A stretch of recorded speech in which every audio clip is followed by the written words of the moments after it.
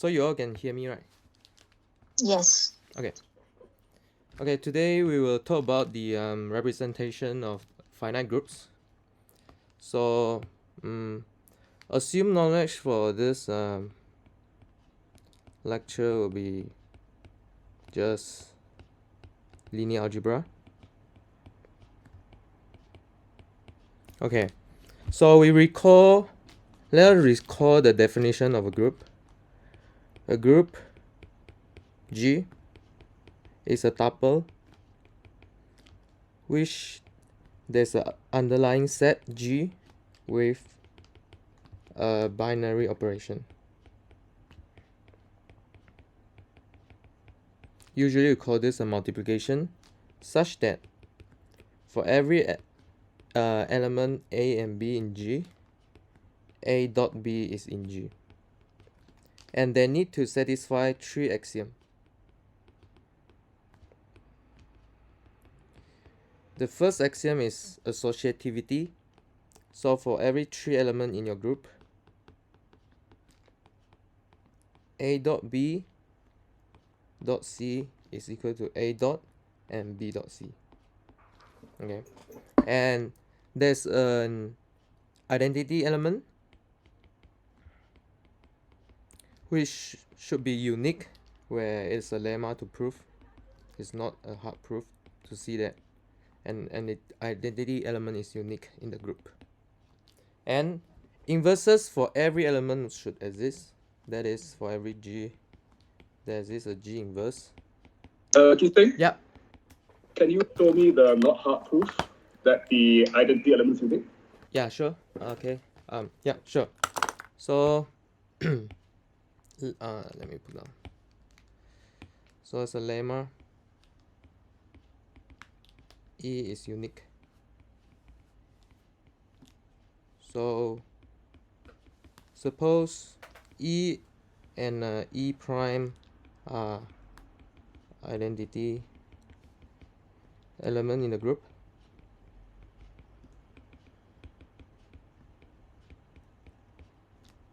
Then E equals to E prime, and then using that E prime is also an identity element, you get E prime. So first you use the okay, this you use that E is and wait, let me think. So E equals to E prime, use that use that E prime is an identity element, and then the second equality, use that E is an identity element. Yeah, that's it. Thank you. Okay, so yeah, continue. So we have the inverse such that G inverse G equal E. So this proof also extend to there's a unique inverse. So if yeah. Okay, so next, so what's a finite group? A group is called finite if the cardinality of the underlying set is finite.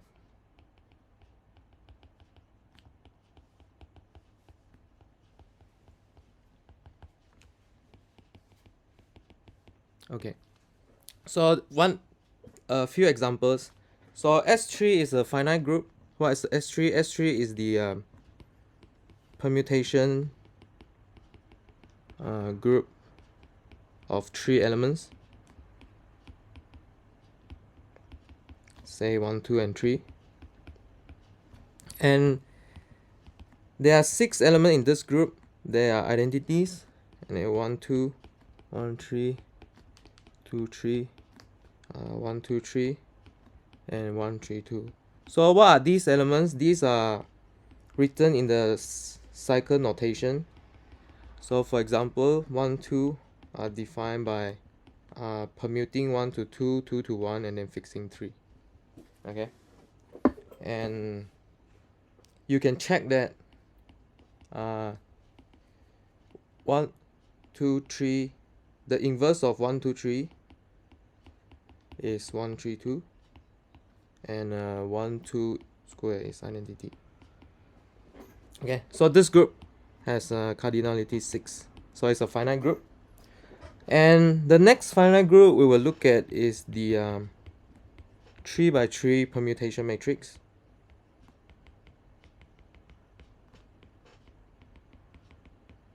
Matrices. So these are defined by every row and column can only have one ones. Okay, and then the multiplication in this group will be matrix multiplication.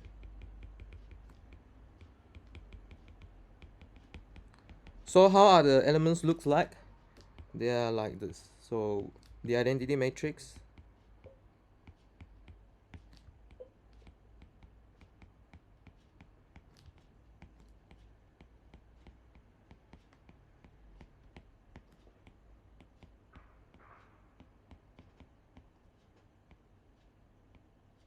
yeah, so you figure out all the different way to put your ones so that they don't coincide in a single row or column.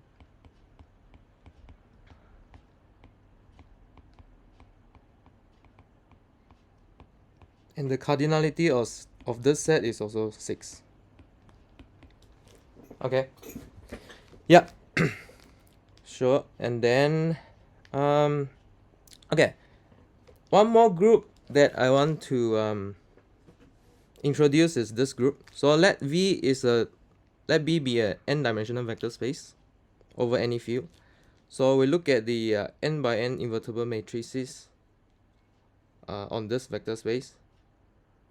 So it is the multiplication is also a matrix multiplication. So matrix multiplication is associative, and the identity matrix exists in this group because it's invertible.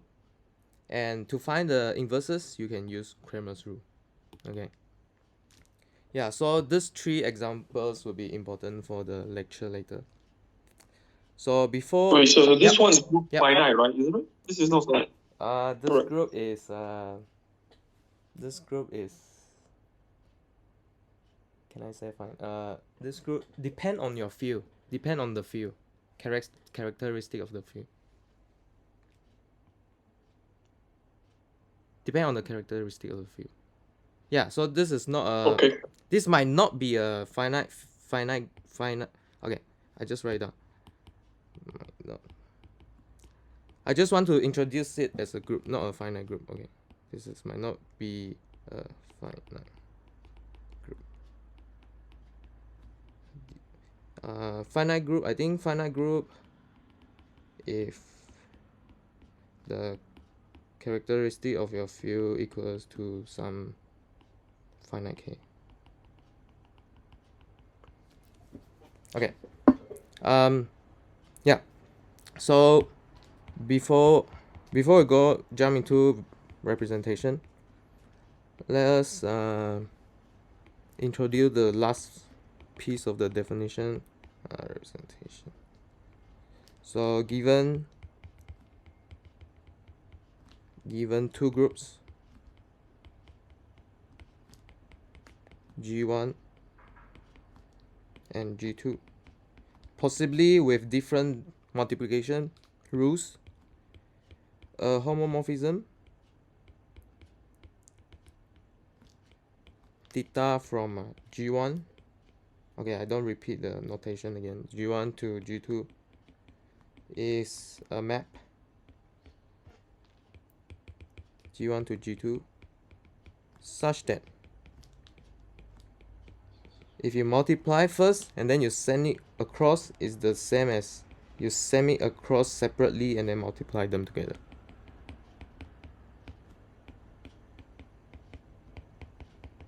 So you can see it in this diagram here. So you can multiply first and then send it over,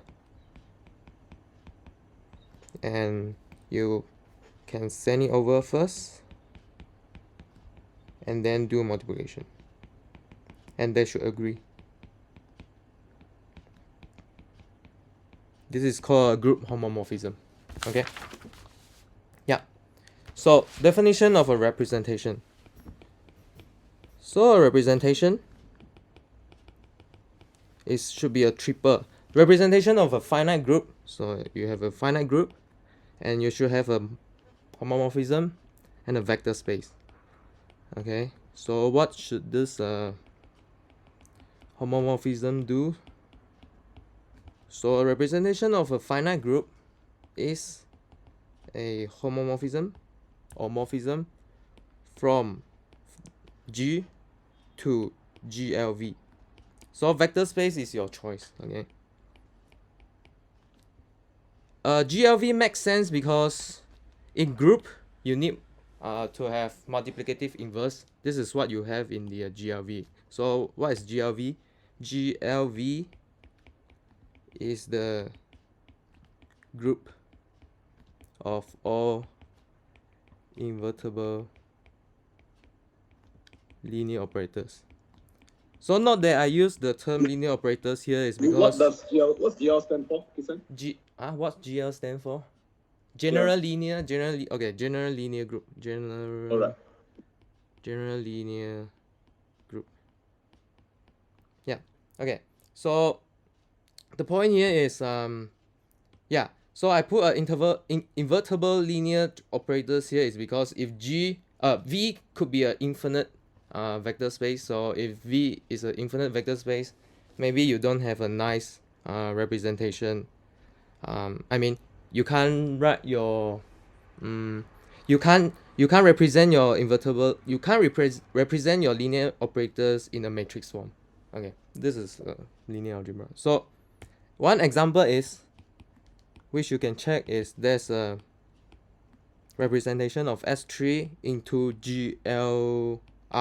Okay, 3 by 3 invertible matrices over R given by, so this map is just mapping from the two example we have just now, S3 to P3. Okay,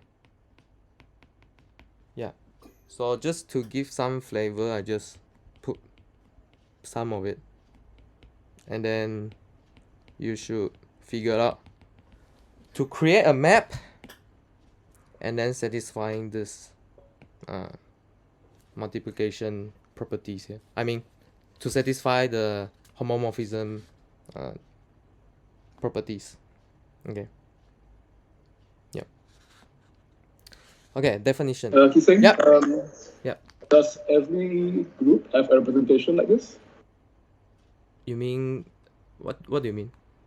This is a question for a student, right? Is it true that what groups can be represented in this way? I don't understand your question. Can you like make it precise a bit? Okay, so you showed me this S3 group can be represented as a matrix. Yeah, sure. Yeah. Yep. Can every group be represented as a matrix? Can every group be represented by a matrix? Okay, so a matrix, to get a matrix, you first of all you need to have a finite dimensional vector space, so that because every linear operators in V in the finite dimensional vector space can be represented by a matrix. So yeah, so I think your question is about faithfulness. So you can always embed a group into a larger group. So I mean, okay, first of all, every finite group you can embed into a Sn. This is a Cayley's theorem. This is in group algebra, group theory.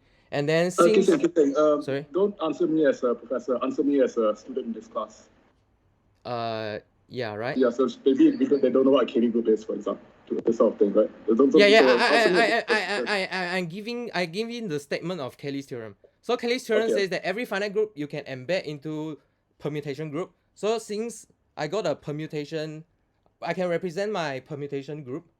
So yeah, so every finite group can be represented by the matrix. Okay. Finite group. Just for finite group. Yeah. Okay. Yeah. Thank you. Yeah. So yeah. So whether or not you can whether or not to represent, okay, whether or not to you can fully see finite group in matrix form is what the following definition trying to do. Okay, so first of all, I need to introduce the kernel of a representation first. So a kernel of a representation are the element in G in your group such that row A is the identity. Act like the identity on your vector space. And this is very important and important question in the area, asking whether a representation is faithful or not. So that means whether I can study the whole group just by linear algebra.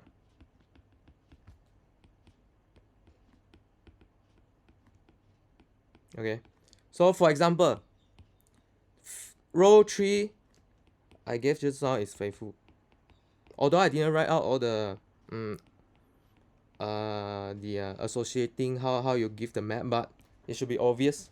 And I'll talk about why is it faithful. So I need to show that the kernel of the row just now is identity. So first of all, you can check that the identity element is obviously in row 3. So row 3E is the identity element.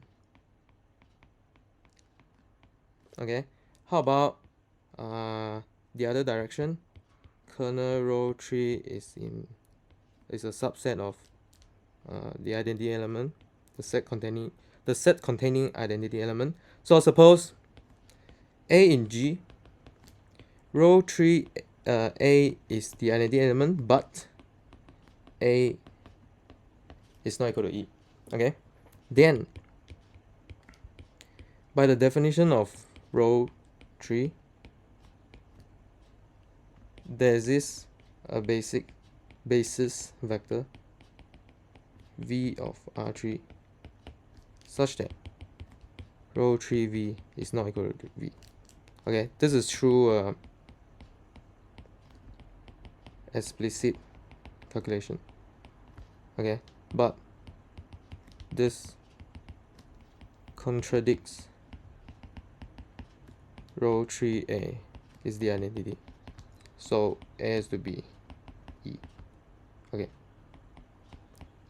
So can I say understand that faithfulness now means is it means subjectivity or one-to-one? One-to-one. Oh, okay. So one-to-one. I think one-to-one. Faithfulness is one-to-one. Okay. Faithfulness is one-to-one because if you subjective, because here is much more stuff here. So injective, Injective. Okay. Injective homomorphism. The kernel of the homomorphism is identity. Just injective. Any more questions? Can you give us an example of a group that is not faithful? Yeah, but only I can, but I can't like show you why is it not faithful now at least. Oh, okay. I can give you if you can go and look for there's a book by so break group. I thought faithfulness means the representation, right? Or it means the group. Sorry? Faithful So for the representation. Faithful representation. So I guess is there a group with no faithful representation? I guess that should be I see. Sorry? It's a representation. So faithful actually is faithful is for the group action. Okay, never mind. Okay. Yep. So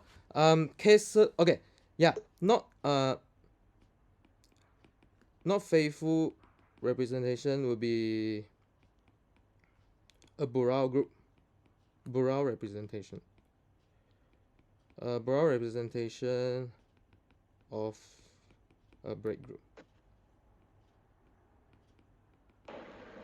So break group here is infinite. So here bring to my next point. So in general, a group representation is not always faithful, and this is common in the representation of infinite group. Like the example I give just now is the break group. If you look at the Borel representation of when I say Borel representation, there's a definition for it, so you have to go for look for it, and then you will see that there's non-trivial kernel, okay, non-trivial kernel in the representation. So yeah, so this is the the whole focus of the representation theory, whether or not we can do it faithfully or not. Yeah. Otherwise, yeah, it's just embedding in a big stuff, and then yeah. Okay, how much time do I have? I hope I have one last part. How much time do I have? I think you can continue. Okay, yeah. So one last part I want to do is this Maschke's theorem. Okay, so this is an important result for the representation of finite groups. Only works for finite groups. So let's consider a representation. Let's given a representation, and then we will give a definition. So a subspace W in V is called G invariant. Okay, if rho G W is still in W for every G in G. Okay, then we call W is a sub representation of V.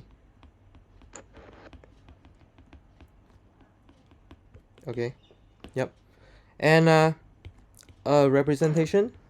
So I don't want to repeat again. A representation V is called irreducible if there's no proper non-zero invariant subspace. So the only thing that fixed by the group action is fixed by the group element is either V or 0. So this as an analog, irreducible rep can be think of the prime number in the number theory. Okay, so every number you can split into the products of prime. This is prime number theory theorem, and yeah, so yeah, so in the frontier of representation theory, we often think of this. We actually can for a given number. Okay, we can get from an irreducible rep to a number by just taking dimension. Okay, and then from a number we can go back to a representation by a process we call categorification. Okay, yeah, this is just not related to this, but just to give some idea of what people are doing. Yeah. So curious, is the name category theory based on this categorification thing? Yes. Okay, that's where Yes. it comes from. Okay. Yes. But of course, they want to deal with a cohomology theory. But yeah, but easy. Yeah. One way to understand is this one. Yeah. Okay. So let's get into the last theorem of today. So let G be a finite group such that the characteristic doesn't divide of the field doesn't divide the order of the group, and then take a representation, and then take a G invariant subspace. Okay. Then there's this a complementary another G invariant subspace such that you can decompose your vector space into two of them. Okay. So the lecture wouldn't complete without a proof, right? So I'll present this proof today. Okay. So let W prime prime be a subspace, another subspace, because you are given a G invariant subspace, you surely can decompose your vector space into another piece. Okay, but you're not necessarily starting with a G invariant subspace, but that's fine. We will create the G invariant subspace from this subspace later. So consider a projector from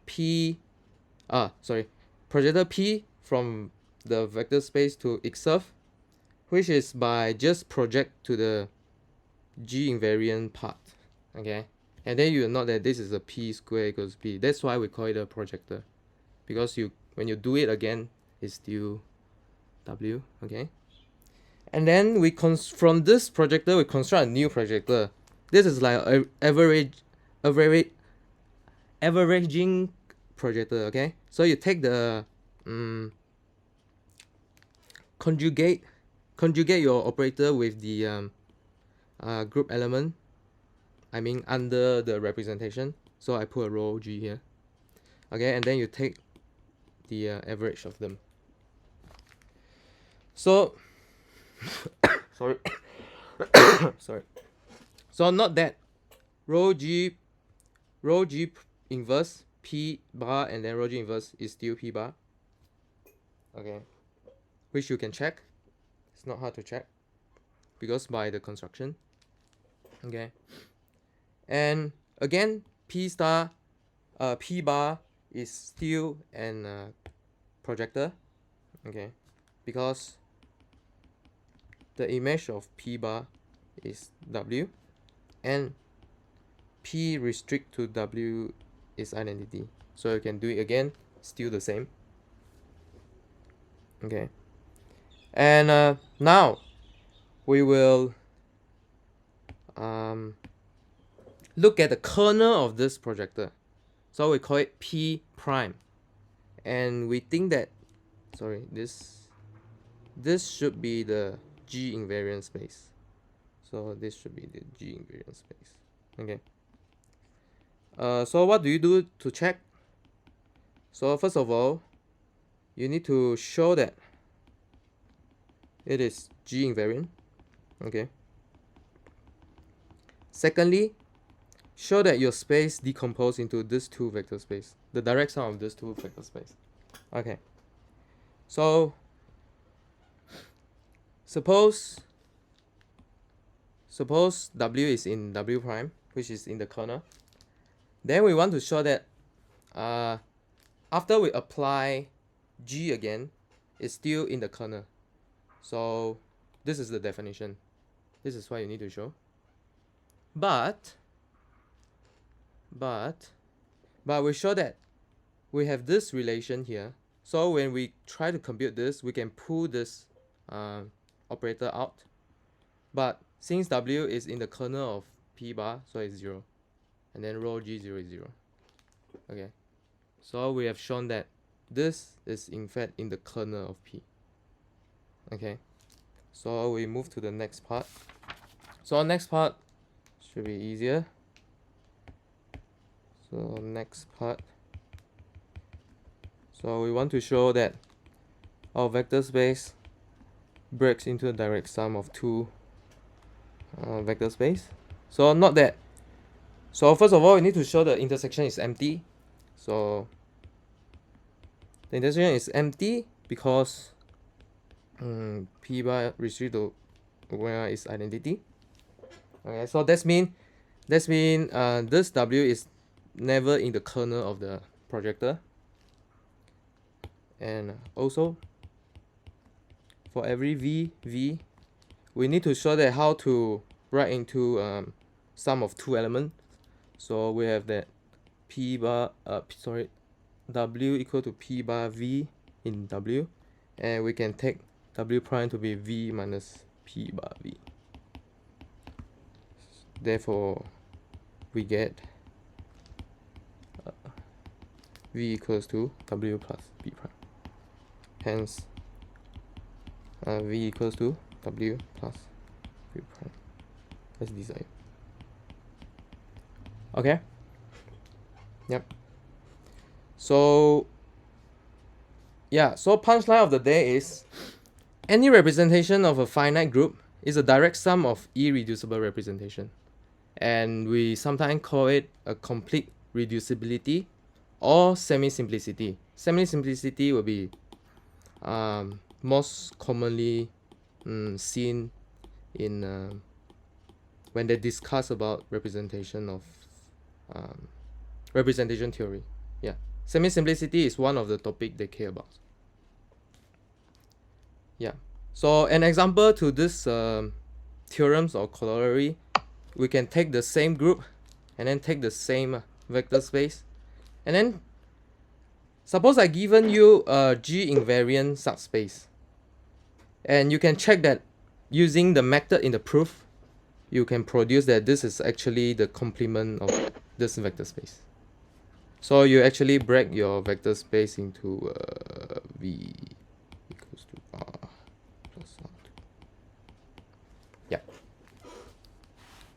Okay, thank you. I That's think it. that should be it for the teaching presentation, right? Right. Okay. I think I asked my questions during the teaching already, so I don't have any. For the rest of you? Okay, I have some questions. So we can choose different vector spaces, right? Yes. Let's stay, we have finite group and we have Rn. Yep. Do we have a representation for each n? So we have a vector space Rn. Does there exist a representation for each vector space Rn if the group is finite?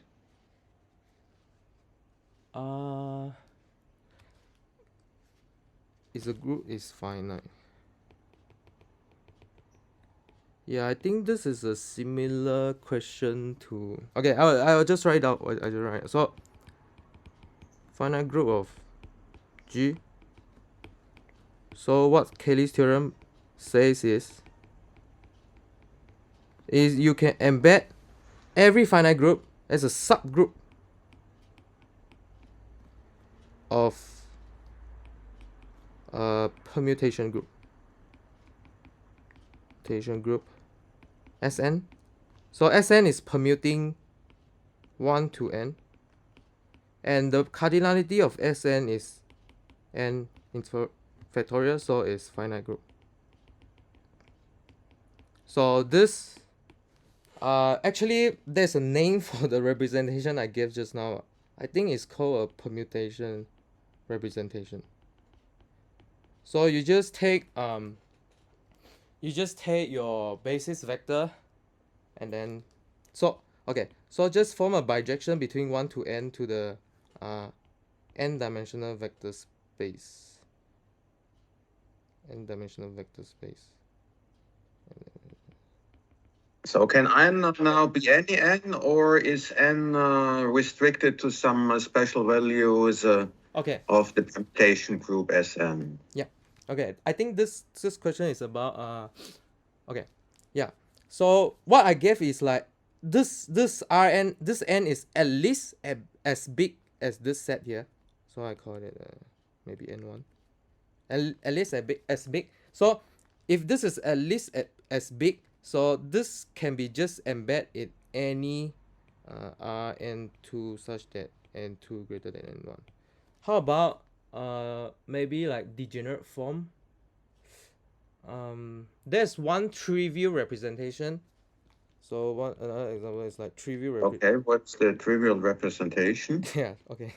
Yeah, so trivial representation is like, okay, just send every group element